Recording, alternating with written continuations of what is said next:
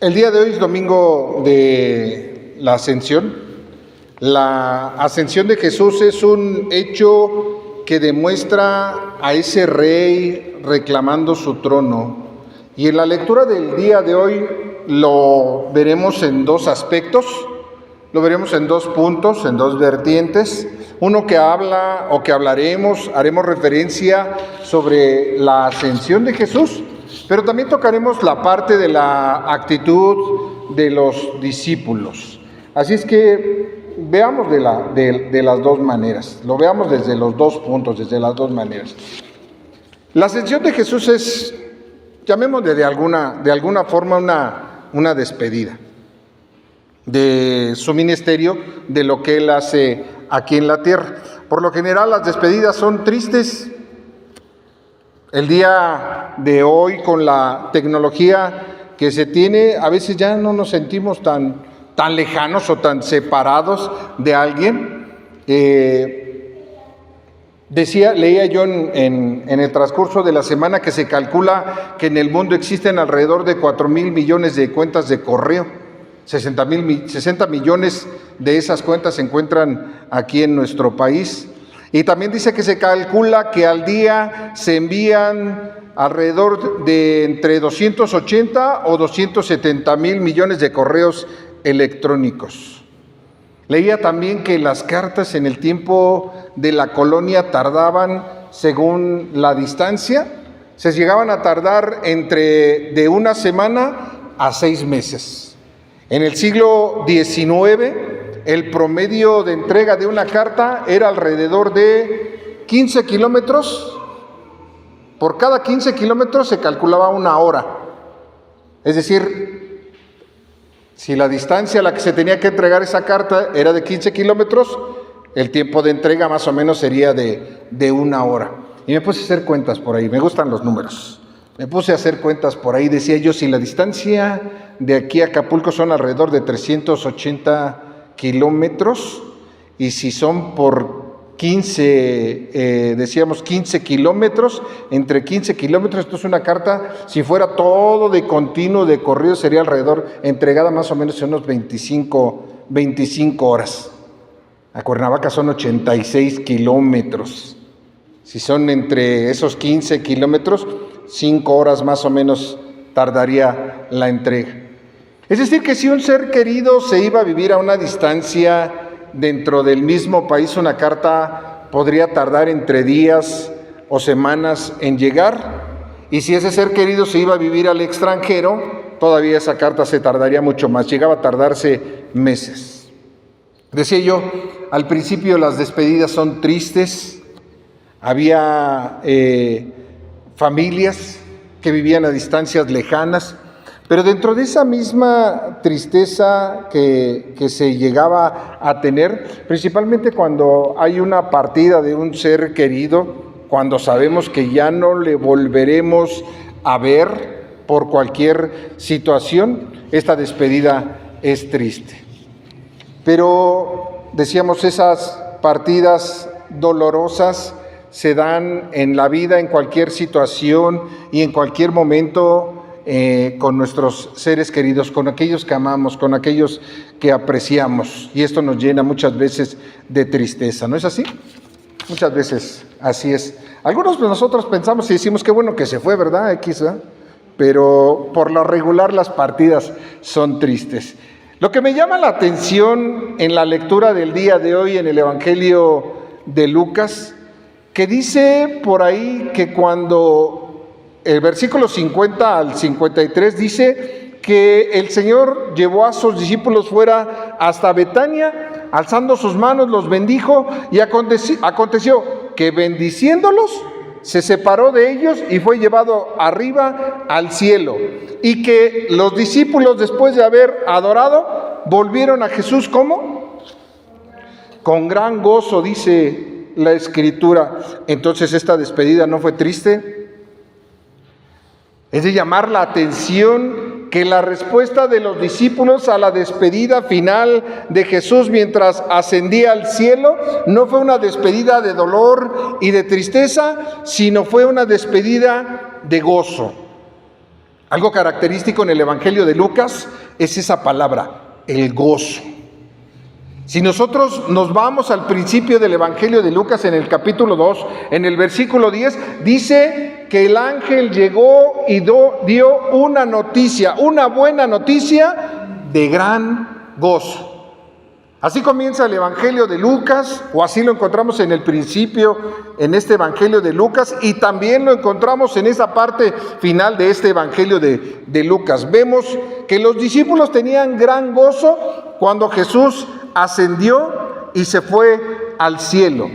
Dice el versículo 52, ellos, lo vamos a estar repitiendo continuamente, ellos después de haberle adorado, volvieron a Jerusalén con gran gozo.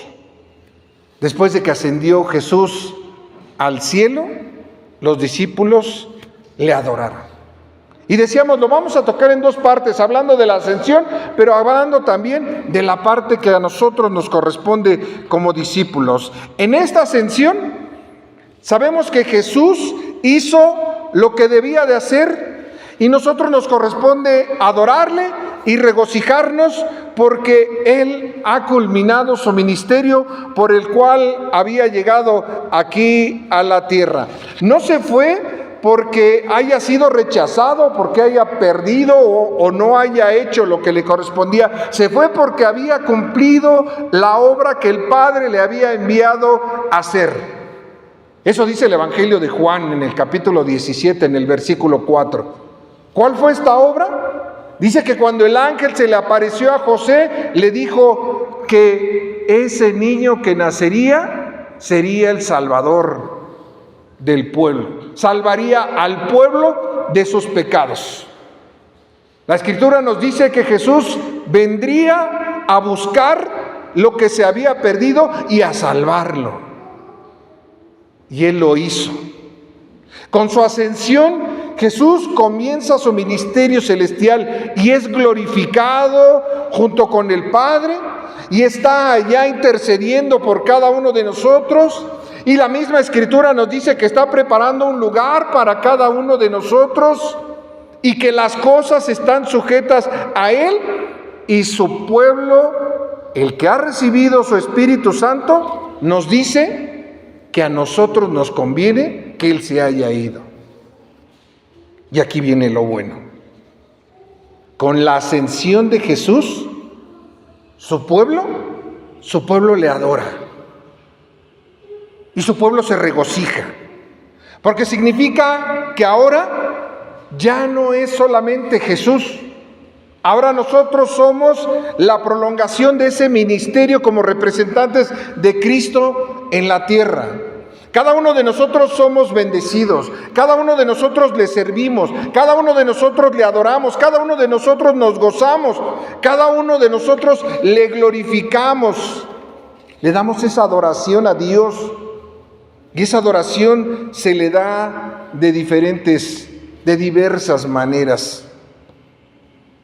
Estos discípulos, después de que Jesús ascendió, le adoraron y se llenaron de gozo. Y nosotros venimos aquí de esa misma manera, a adorarle y a gozarnos. ¿Cuál sería el propósito de que nosotros nos reunamos aquí en la iglesia, en el templo, para adorar a Jesús?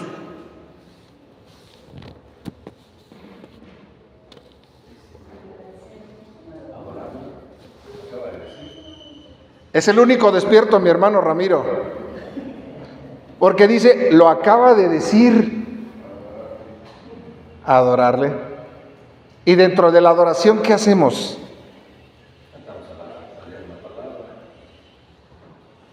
Cantamos alabanzas, leemos su palabra. ¿Qué más? Damos testimonio, oramos. Agradecemos a Dios. ¿Algo más? Versículo 52, capítulo 24 del Evangelio de Lucas dice que después de haberle adorado, volvieron todos con gran gozo. ¿Cuál es el objeto de que nosotros nos reunamos aquí en la iglesia? Hay varios. Reconocer el ministerio de Cristo como hombre, como ser humano. Filipenses capítulo 2. Vamos a abrir nuestras Biblias por ahí. Ayúdenme con las citas bíblicas que les voy a ir indicando. Primero nos vamos a Filipenses capítulo 2, versículos del 6 al 11. Si alguien lo encuentra, ayúdeme dándole lectura.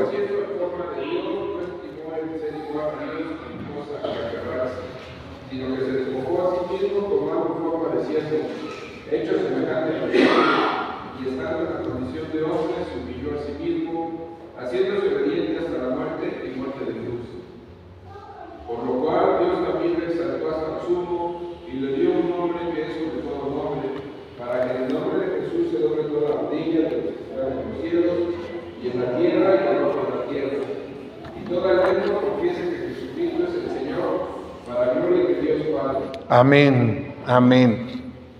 Ayúdenme a ver qué dice el versículo 5. De esta lectura que hizo mi hermano, leímos a propósito del 6 al 11. Ayúdenme a ver qué dice el versículo 5. Haya pues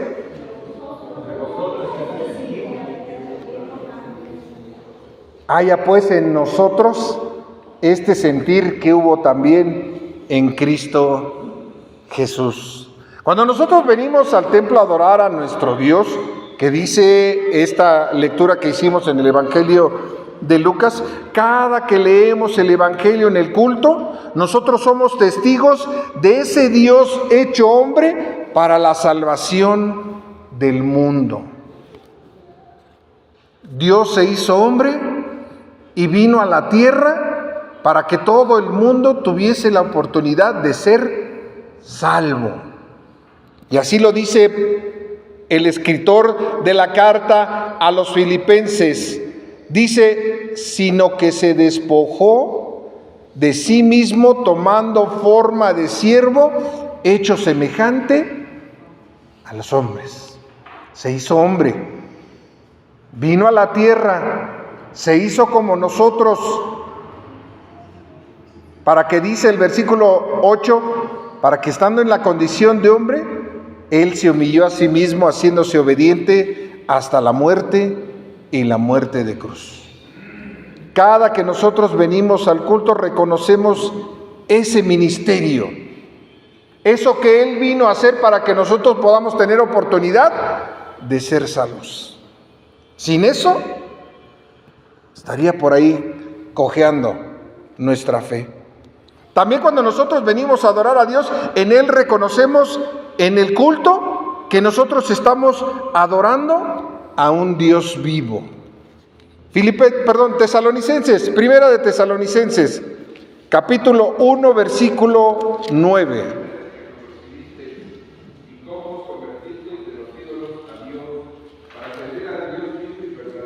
Amén. Nos convertimos, ¿qué dice? Nos convertimos de los ídolos a Dios para servir a un Dios vivo y verdadero.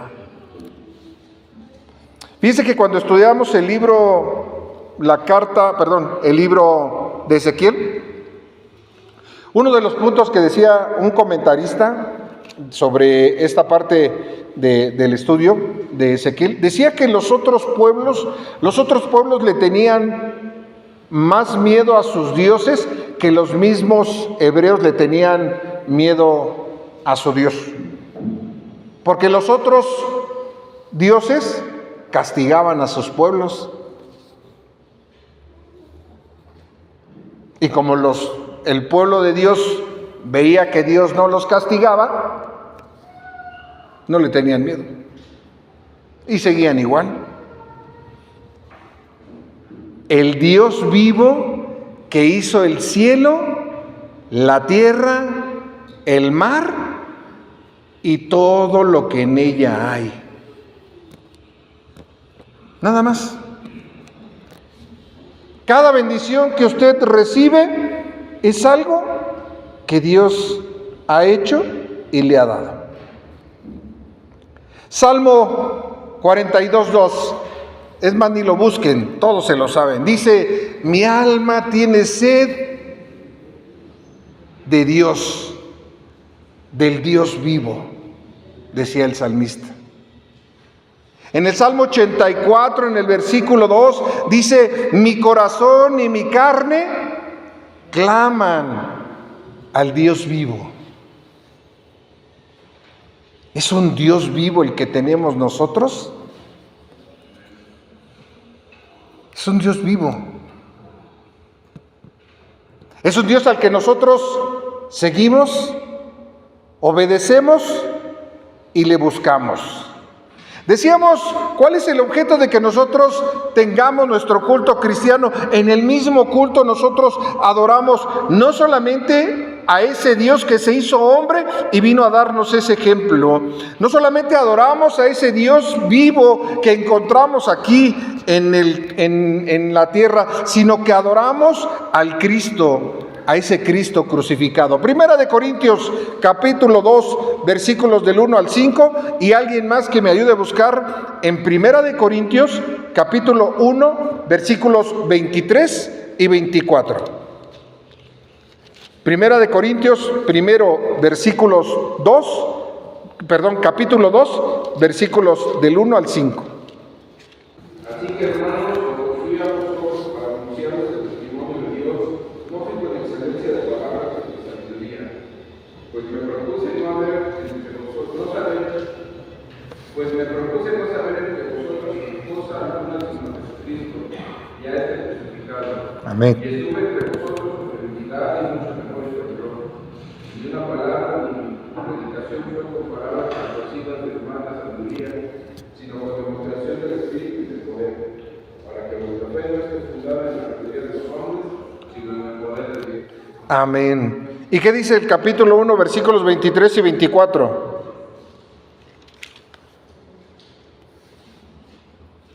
Pero nosotros predicamos a Cristo crucificado, para los judíos ciertamente tropezadero y para los gentiles locura.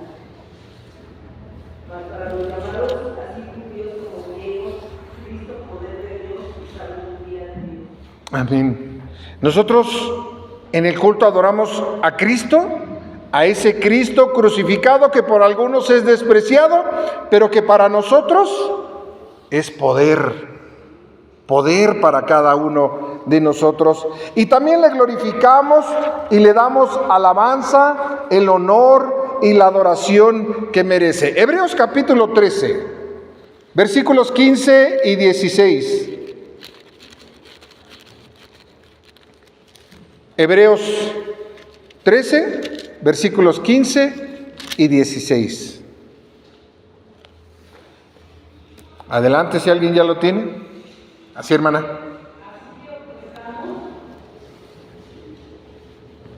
Siempre a Dios por medio de sacrificio de alabanza, es decir, fruto del labio que no confiesen su nombre, y de hacer bien y de la ayuda mutua no os olvidéis, porque de tales sacrificios se agrada a Dios. Amén. Para que crezcamos siempre por medio de Él.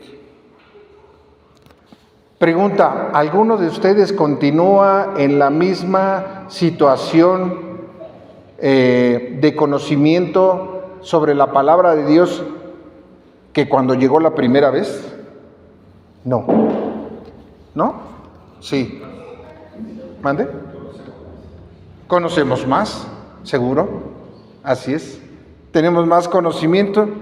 Dice la palabra de Dios, así que ofrezcamos siempre a Dios, por medio de Él, sacrificio de alabanza, es decir, fruto de labios que confiesen su nombre, y de hacer el bien y de la ayuda mutua, no os olvidéis, porque de tales sacrificios agrada a Dios. El motivo lo conocemos. El objeto de nuestra reunión aquí, en el templo, es porque Él nos convoca, porque Él nos llama. Cada vez que nosotros llegamos al templo es porque hacemos caso de lo que Dios nos ha redarguido y nosotros llegamos aquí delante de Él porque hemos sido obedientes a su llamado. Una cosa es el templo, otra cosa es la iglesia, otra cosa es el culto, otra cosa es el servicio. Comúnmente nosotros decimos, vamos al servicio, ¿no?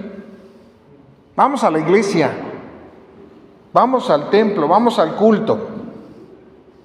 La iglesia, el templo es el lugar, la casa de Dios donde nos reunimos. La iglesia somos nosotros.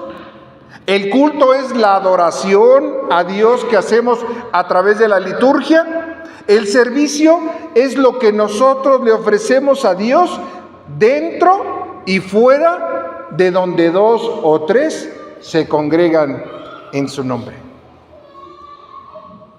Nosotros somos la iglesia, el lugar donde nos reunimos es el templo, lo que venimos a hacer es el culto, adorarle a través del culto, y lo que aprendemos nos lleva a que nosotros sirvamos. ¿Sí? ¿Así lo hacemos?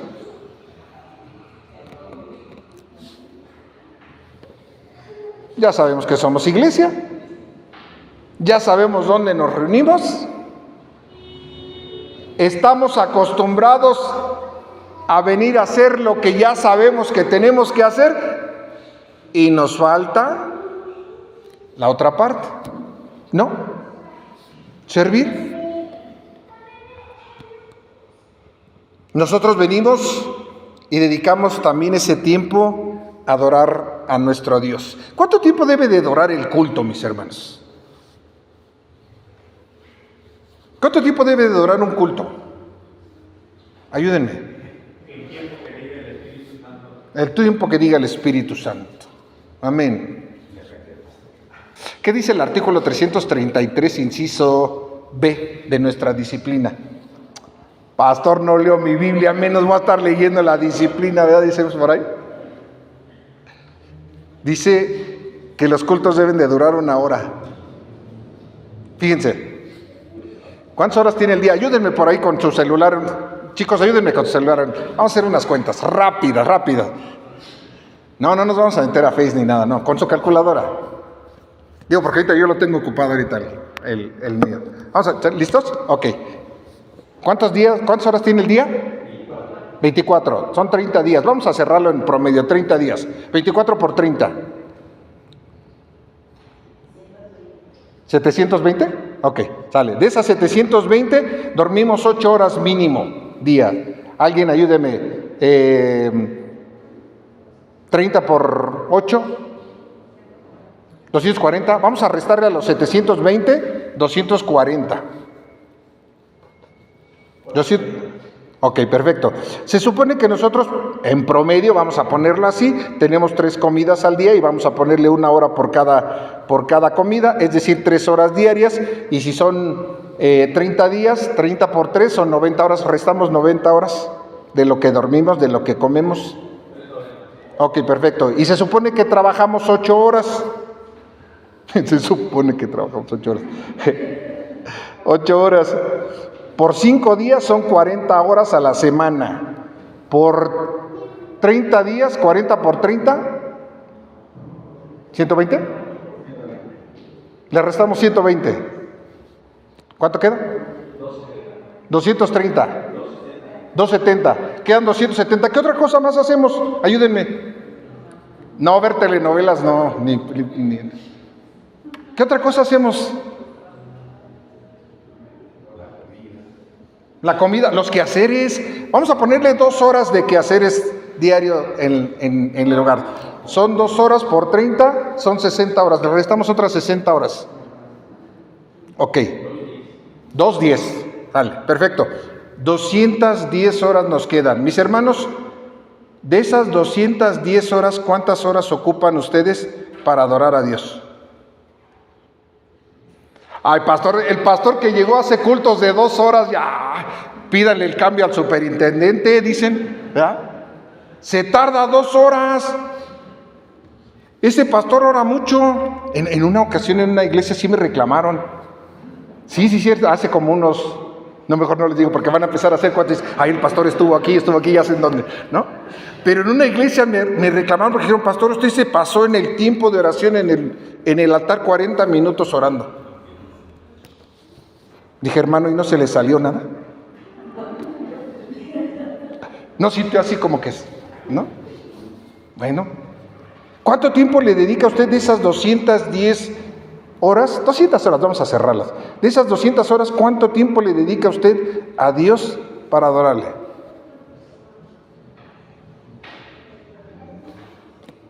¿Ha ido al cine últimamente? ¿No? ¿Sí? ¿Cuánto dura una película? 2 horas más o menos, ¿no? Vamos a ponerle 2 horas. ¿Alguien se ha aburrido?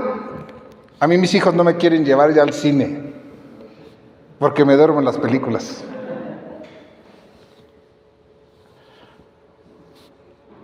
¿Un partido de fútbol? 2 horas. ¿De fútbol americano 3 horas? ¿De básquetbol 2 horas? ¿Se cansa usted? ¿No? Hay partidos aburridos, sí, así. Hay partidos, sí, no, sí. Y no decimos equipos para no ofender a nadie, ¿no? Mis hermanos, y luego venimos y estamos bostezando en la iglesia. ¿Miento? Estamos agarrando el celular y decimos, a ver, deja ver qué puso el Panchito en el Face, ¿no? Vamos a ver si nos vamos a ver al rato. Ay, voy a ver si mi tía sí va a hacer el pollo que me dijo que me iba a hacer. 2 horas. 2 horas a la semana y no podemos concentrarnos en adorar a Dios. Quería leerles, por ejemplo, ya se las tenía guardadas, no. Quería leer, me encanta las recomendaciones que dice Wesley para el culto. Dice, se las leo rápido, dice, direcciones para el canto congregacional. Para que esta parte del culto sea más aceptable a Dios y de mayor provecho para ti y los demás, ten cuidado en observar las siguientes instrucciones. Primero, dice, canten todos. Procura reunirte con la congregación tan frecuentemente como te sea posible. No permitas que un poco de debilidad o cansancio te lo impida. Si tal cosa es una cruz para ti, tómala y descubrirás que es una bendición. 2. Canta fuertemente y con vigor. Ojo, No cantes como si estuvieras medio muerto o medio dormido. Levanta tu voz con fuerza. No tengas temor de oír tu voz, ni más vergüenza de ser oído ahora que cuando cantabas los cantos de Satanás. 3. Canta con modestia. Dice, no grites como si quisieras sobresalir o distinguirte del resto de la congregación para que no destruyas la armonía. Procuren todos unir sus voces a la del resto de la congregación para producir un sonido claro y melodioso. 4. Canta a tiempo.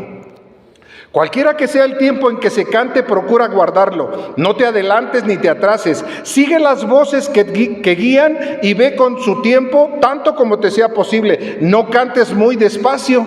El arrastrar el tiempo es cosa natural en los vagos y ya es tiempo de que esa costumbre desaparezca de entre nosotros y de que cantemos todos nuestros himnos tal como los cantábamos al principio.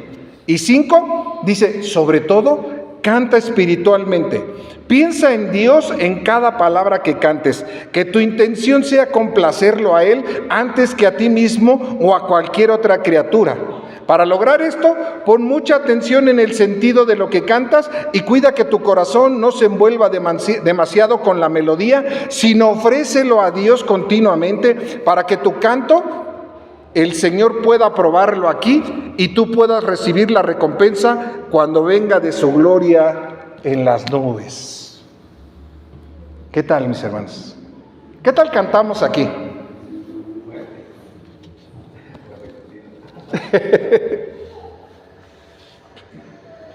¿Cuánto tiempo le dedicamos a Dios en la adoración? ¿Qué dice el Salmo 84, versículo 2?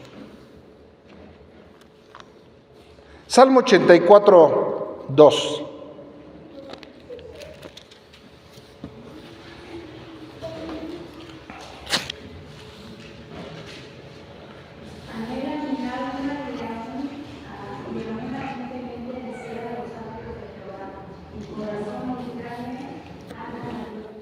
Amén.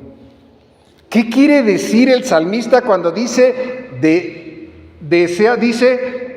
anhela mi alma y aún ardientemente desea los atrios de Jehová? ¿Qué es ese deseo ardiente? Ayúdenme. ¿Es muy difícil la pregunta? ¿Muy complicada? ¿Con amor? ¿Con fuerza? Perdón, no escuché.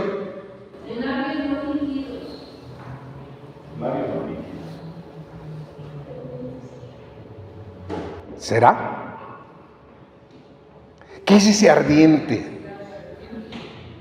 Cuando uno desea ardientemente algo, ¿qué hace? ¿Mande? Lo busca. Lo busca, hace todo lo que, hasta lo imposible, por encontrarlo, ¿no? Por lograrlo. Dice el salmista, anhela mi alma y aún ardientemente desea los atrios de Jehová. ¿Cuántos de ustedes desean ardientemente encontrarse con Dios? Todos. ¿Qué tendría que hacer usted para demostrar que desea ardientemente los atrios de Jehová? Vamos a traducirlo rápidamente. Los atrios de Jehová, venir a buscar a Dios. ¿Tener qué, perdón? El hábito de algo, ¿no? ¿Cómo usted podría demostrar que usted desea ardientemente buscar a Dios? ¿Ok? Díganme, ¿qué harían por buscarlo diariamente? ¿Cuántos de ustedes leyeron su Biblia en la semana?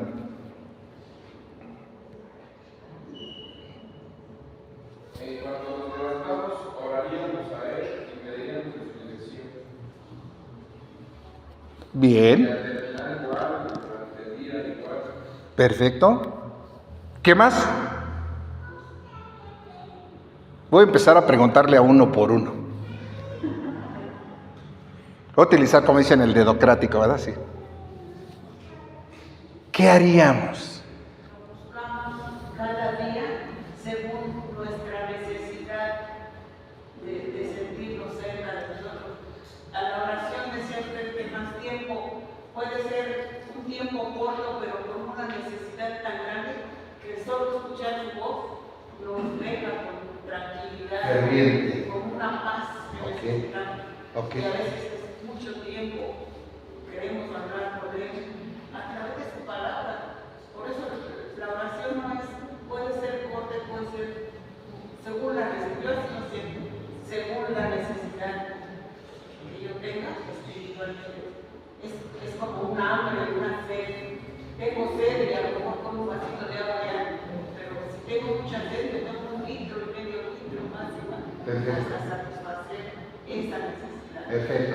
Decía mi hermana Paz, oro aunque sea un momento o un tiempo breve, pero lo hago con fervor, con ese deseo. Ok, eso usted lo hace en privado. ¿Cómo sé yo usted que sí lo hace? Porque tengo respuesta. ¿Mande? Un día me está la respuesta ahí. Ok, perfecto. ¿Quién me ayuda a orar el próximo domingo en la oración de intercesión?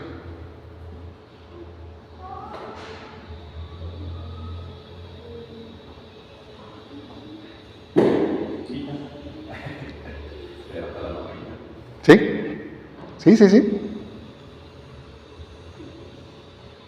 Leemos nuestra Biblia y decía mi hermano, me levanto en la mañana y lo primero que hago, abro mi Biblia, bueno, primero me despejo, ¿verdad? Porque abro mi Biblia y empiezo a leer.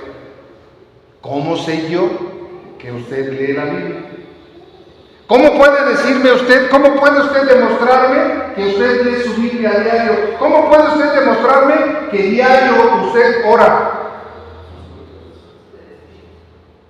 ¿Cómo puede usted demostrarme que desea fervientemente los atrios de Jehová si llega tarde al templo? Si usted no se levanta temprano el domingo y usted no agarra y dice, me tengo que bañar, tengo que tener mi ropa lista, tengo que tener la planchada y tengo que llegar porque el culto es el culto. La escuela dominical, a mí me han convocado a estar a la escuela dominical a las 11 de la mañana. Y llego a las 12:30, 12:45 y si puedo a la 1. Y si mi inteligencia me lo permite, llego a la bendición. ¿Cómo me demuestra usted que para usted su deseo es ferviente de encontrarse con Dios? Y lo dice el salmista, mi corazón y mi carne cantan al Dios vivo. Se los voy a decir.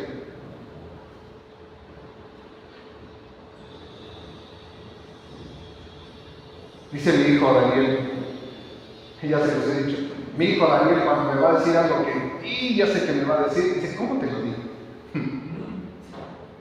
¿Cómo se los digo? Nos hace falta cantar con ese gozo, con ese deseo. A mí me gustaría dejarlos cantar a ustedes ahorita, que mi hermano me dice que yo no cantáramos. ¿Cómo creen ustedes que se escucharían los cantos? Al rato lo practicamos, ¿verdad? Himno 323 y lo cantan ustedes solos. ¿Cómo podemos decir nosotros que nuestra alma anhela entrar delante de Dios y que nuestro corazón y nuestra carne cantan al Dios vivo?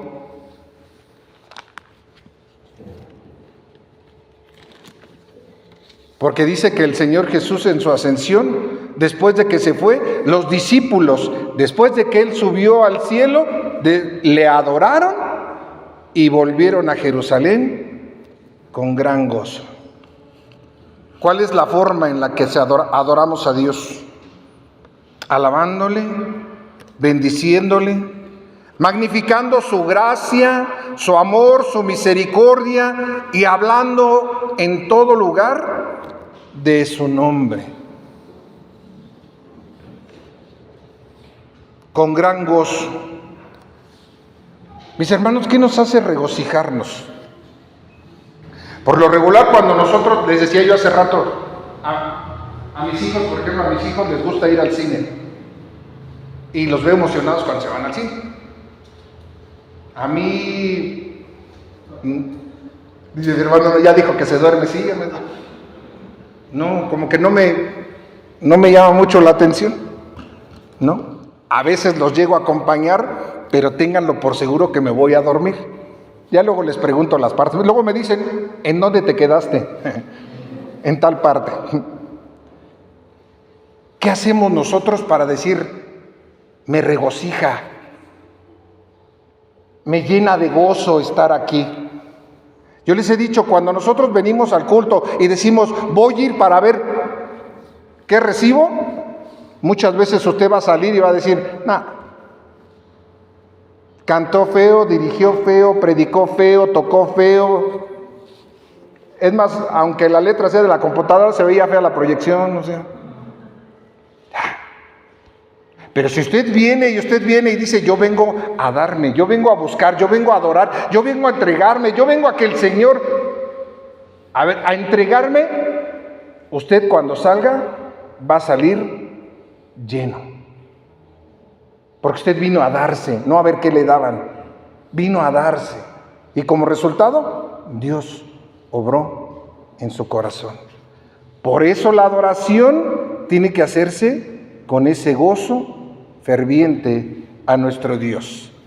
Versículo 53 de Lucas 24, termino, se los leo. Y dice, y estaban siempre en el templo, alabando y bendiciendo a Dios.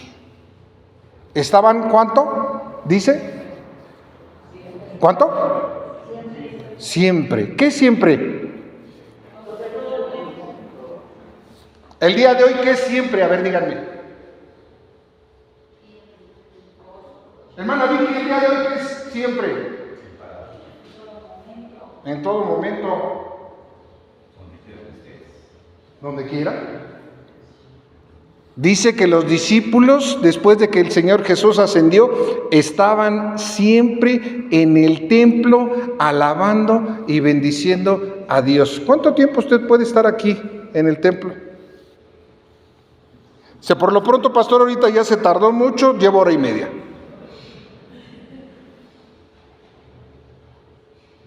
Siempre es todas las veces que usted sea convocado. Todas las veces que a usted le diga, vamos a tener culto en el templo. Todas las veces que a usted le digan, nos vamos a reunir. Ese es el siempre, aparte de su devoción personal en casa. Esa devoción que usted tiene en su casa, ese tiempo que usted se pasa leyendo y orando en su casa, se ve aquí. Difícilmente puede engañar a alguien diciendo, no, si es que yo oro diario en mi casa. Yo leo mi Biblia diario en mi casa. Se ve, eso se ve. Estaban siempre en el templo alabando y bendiciendo a Dios. Para los discípulos es un gozo. Para los discípulos es ir al templo. Para los discípulos es encontrarse con el Señor en cualquier lugar donde puedan encontrarse con Él. Para los discípulos es una bendición alabar a Dios. Para los discípulos es una bendición adorar a Dios. Para el que ama a Dios es un gozo encontrarse con Él. Mis hermanos, no solamente es la ascensión la podemos ver y saber que el Señor Jesús hizo lo que le correspondía para que nosotros pudiésemos encontrarnos el día de hoy aquí, sino es también lo que nosotros debemos de hacer.